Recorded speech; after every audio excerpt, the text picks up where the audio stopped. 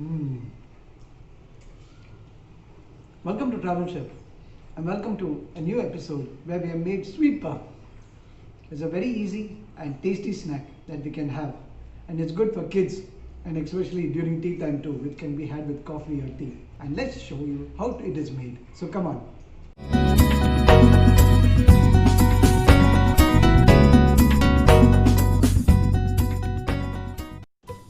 To make a sweet puff, the first step is to light the stove. Place a clean kadai.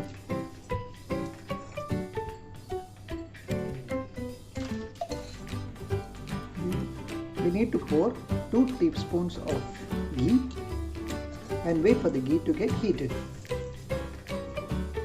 Now the ghee is heated, we need to add 10 grams of cashew nut.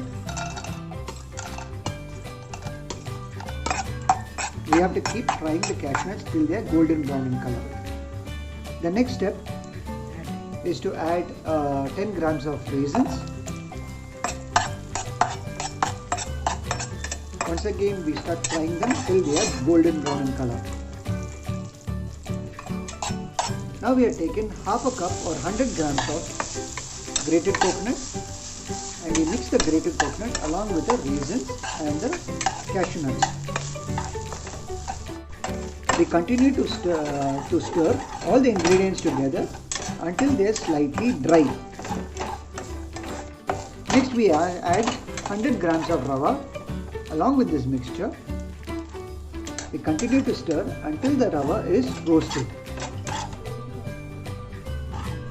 We have added 3 tablespoons of sugar. Now we are adding quarter teaspoon of salt. And we continue to stir all the ingredients. Now we are adding half teaspoon of cardamom powder and mix the cardamom powder with the rava and the other ingredients. We continue to mix until the rava is roasted. Now the rava is brown in color and it is roasted. Next we need to add it into the molds. We switch off the gas and we'll continue to stir it a few minutes before adding it into the mold. Now the filling for the puff is ready. Now the next step is to make the dough base. So for this, the next step is we need 200 grams of flour or 1 cup of flour. Now we add half teaspoon of salt to the flour. Okay. The next step is to add 2 tablespoons of cooking oil. The next step is to make it into a dough by mixing all these ingredients together. For this we need to add a little water. Now we mix the ingredients together. We need to add water gradually in small quantities to make our dough. Now our dough is ready. The next step is we need to flatten the dough. This dough is almost like the same consistency of a chapati. Now we need to take a little dough to make it into a small ball. This would help us to flatten it. As a tip, we need to add a little oil so that the dough does not get stuck to our hands. We coat it with a little flour so that we can flatten it. We flatten the dough in a nice circular shape. Now we have got a fine round circular shape of a dough. Next we need to place it on a mold. Over here we have added around 2 tablespoons of filling, but again it depends on the size of your mold. We need to cover it. We need to peel off the excess dough from the sides of the mold. Now our sweet puff is ready to be fried. We take it off the mold and we place it at the side.